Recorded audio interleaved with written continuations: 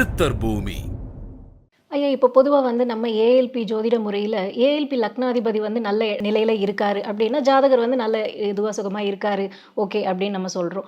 But அதுவே வந்து இப்போ 2ஆம் பாவகம் அவருக்கு பாதிப்பு உள்ளாகுது. குடும்பம் சார்ந்த விஷயங்கள் அவருக்கு பிரச்சனையா இருக்கு. வருமானம் சார்ந்த விஷயங்களும் அவருக்கு பிரச்சனைக்குரியதாக இருக்கு. அடுத்து 7ஆம் பாவமும் அவருக்கு பிரச்சனை இருக்கு. வீட்டுக்குள்ள மனைவி, கணவன் மனைவிக்குள்ள ஒரு விதமான பிரச்சனைகள். 10 தொழில் அப்டின்னும்போது இன்னும் அதீத பிரச்சனைகள் இருக்கு. அப்போ வெறும் லக்னாதிபதி நல்லா இருக்கிறாரு அப்டிங்கிறத மட்டும் எப்டி நம்ம சாதாரணமா எடுத்துக்கொள்ளப்படுமா? எது தான நடந்தாலும் பாதிக்கும். நடக்கலனாலும் அவர் பாட்டு அமைதியாக சந்தோஷமா இருந்துட்டு இருப்பார். 3 வேளை சாப்பாடு கிடைக்கும்.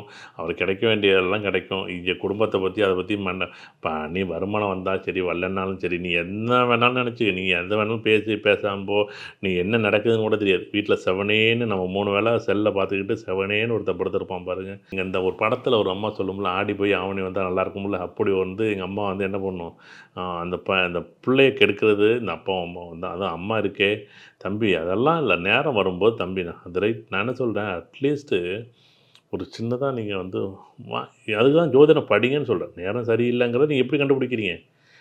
அதாவது நேரம் நல்லா இருக்கும்போதும் 3 வேளை சாப்பாடு கிடைக்கும், நேரம் நல்லா இல்லாத போதும் 3 வேளை சாப்பாடு கிடைக்கும். நேரம் நல்லா இல்லாத போது 3 வேளை சாப்பாடு கிடைக்கிறதுங்கிறது லாஜிக். ஓகே, பரவாயில்லப்பா, எனக்கு 3 வேளை சாப்பாடு கிடைச்சிட்டு சந்தோஷம். நேரம் நல்லா இருக்கும்போது 3 வேளை சாப்பாடு எப்படி கிடைக்கும்? உட்காந்த இடத்துல தட்டு அந்த நீங்கள் எங்கே உட்காந்துருக்கீங்க அங்கே வந்து கொண்டாந்து கொடுத்து, தம்பி கையால் சிறா தம்பின்னு அம்மா தண்ணி கொடுக்கும். ஏன்னா அவனுக்கு அந்த சுகத்து மேலே சுகத்தை என்ன பண்ணும், அந்த அம்மா கொடுத்து, தம்பி நீ சாப்பிடு, தம்பி நீ சாப்பிடுன்னு சொல்லி முழுக்க முழுக்க முழுக்க அவன் அந்த பையனை இப்போ 3 வேளை சாப்பாடு கிடைச்சிட்டு நல்ல சுகமான சாப்பாடு, நல்ல சாப்பாடு, அவன் உறக்கம், நல்ல நிம்மதியாக வாழ்ந்துக்கிட்டு இருந்தால், ஏதாச்சும் உங்களுக்கு வேலைக்கு போகணும், சம்பாதிக்கணும், தொழிலுக்கு போகணும், அதை பண்ணணும், இதை பண்ணணும், குடும்பத்தை கவனிக்கணும், அப்படி எதாவது தோணுமா என்ன? அதே சாப்பாடு ஒருத்தர் நேரம் நல்லாவே இல்லைன்னு வச்சுங்களேன், எப்படியாச்சும் 3 வேளை சாப்பாடு கிடைச்சிடாதான் நினச்சிட்டு இருப்பார். ஏதோ கிடைச்சிடும், அதை வச்சுக்கிட்டு அவர் வண்டி ஓட்டுவார். இதை நீங்கள் ரொம்ப கவனமாக எடுத்துக்கிட்டிங்கன்னா உண்மையிலே இந்த 2 விஷயந்தான். நல்லா இருக்கும்போதும் சாப்பாடு கிடைக்கும், நல்லா இல்லாத போதும் சாப்பாடு கிடைக்கும். நல்லா இருக்கும்போது உங்களுக்கு சாப்பாடு கிடச்சிச்சின்னா நீங்கள் எழுந்திரிச்சு ஓடி போய் தயவு செய்து அந்த இடத்துலேருந்து எழுந்திரிச்சு போய், ஏன்னா சுகம் அதிகரிக்க வேலையை படுக்க வச்சிடும். நீங்கள் வீட்லேயே 3 வேளை சாப்பிட்டுட்டு பேசாமல் உட்காந்துருந்தா சந்தோஷமாக இருக்கும், நல்ல நிம்மதியாக இருக்கும் அப்படின்னு நினச்சிக்கிட்டு நல்லா சுகம் அதிகரித்து போணுச்சுன்னா வாழ்க்கை என்ன பண்ணும், மொத்தமாக என்ன பண்ணும், ரொம்ப எதிர்பார்த்த மாதிரி இருக்காது, ரொம்ப கஷ்டமாக இருக்கும். அதோட தயவு செய்து நீங்கள் வந்து ஜாதகர் நல்லா இருக்காரா, லக்னாதிபதி நல்லா இருக்காரா, சூப்பராக 3 வேளை சாப்பாடு கிடைக்கும், ட்ரெஸ்ஸு கிடைக்கும், பணம் கிடைக்கும். உங்களுக்கு ஏதோ ஒரு வகையில் 500 கிடைக்க வேண்டிய இடத்துல 100 அம்மா கொடுத்துரும் செலவுக்கு. எப்போ அந்த வச்சுக்க, எப்படி நீங்கள் அம்மா சம்பாரித்து அப்பா சம்பாரித்து உங்கள் கையில் கொடுத்தா நீங்கள் தயவு செய்து நீங்கள் அந்த பணத்தை வாங்காதீங்க. எனக்கு பணம் வேண்டாம், நான் சம்பாரிச்சிக்கிறேன், என்னால் என்ன முடியுதோ 10,000 சம்பாதிக்க வேண்டாம், 1000 சம்பாதிக்கிறேன், 1000 இல்லை நான் 500 சம்பாதிக்கிறேன் அப்படின்னு என்றைக்கு வர்றாரோ, நீங்கள் லக்னாதிபதி நல்லா இருந்தால் அதை செய்யணும். ஏன்னா லக்னாதிபதி நல்லா இருக்குன்னா அப்படி தான் அப்படியே உங்களை அப்படியே பொம்மை மாரி வீட்டில் வச்சுருப்பாங்க. 3 வேளைக்கு சாப்பாடு கொடுத்து நல்லா குளிப்பாட்டி நல்லா சின்ன குழந்தை, கை குழந்தை மாரி வச்சுருப்பாங்க.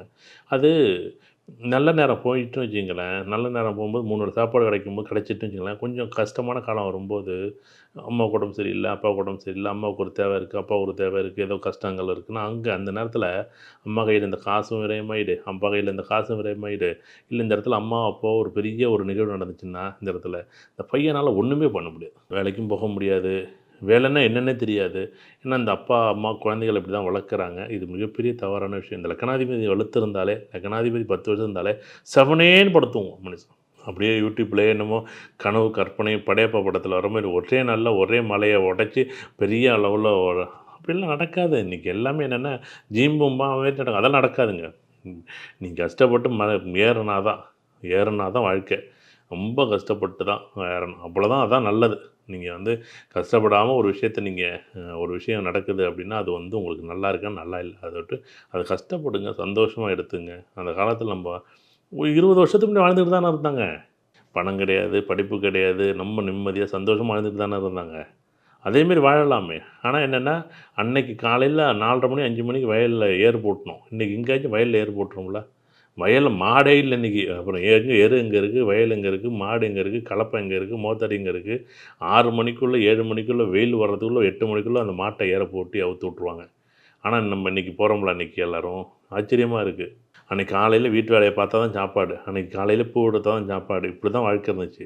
இன்றைக்கி என்ன, பிள்ளை 7 மணிக்கு எழுந்திரிக்குது, 7 மணிக்கு எழுந்திரிச்சா சாப்பாடு ரெடியாக இருக்கும், அதை குளிச்சுட்டு வர்றதுக்குள்ளே சட்டை எடுத்து வைக்கலையான்னு சொல்கிற ஒரு பிள்ளை, அங்கே பார்த்தீங்கன்னா பெல்ட் எடுத்து வைக்கலையான்னு இன்னொரு பிள்ளை சொல்லுது, இன்னொரு பிள்ளை என்னென்னா சாப்பாடு எடுத்து டப்பா அடைச்சி வைக்கலையான்னு. அந்த காலத்தில் சாப்பாடெல்லாம் இருக்காது, தட்டு இருக்கும், தட்டை எடுத்து வச்சுட்டு ஸ்கூலில் போய் தான் வாங்கி சாப்பிட்ணும்.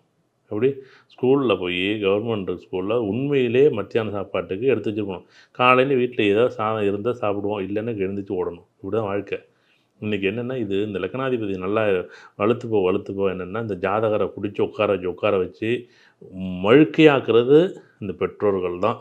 தயவு செய்து இந்த வீடியோ பார்க்கும்போது இந்த லக்னாதிபதி எப்படி நீங்கள் நல்லா இருக்கா நல்லா இல்லைன்னா, இப்போ மேஷ லக்கணமாக இருக்குது, செவ்வாய் 6, 8, 10, 12 இல்லாமல் இருந்தாலே நல்லா இருக்குன்னு அர்த்தம். அதட்டு தயவு செய்து அம்மா அப்பா இந்த பிள்ளைங்களை சுயமாக ஓட விடுங்க.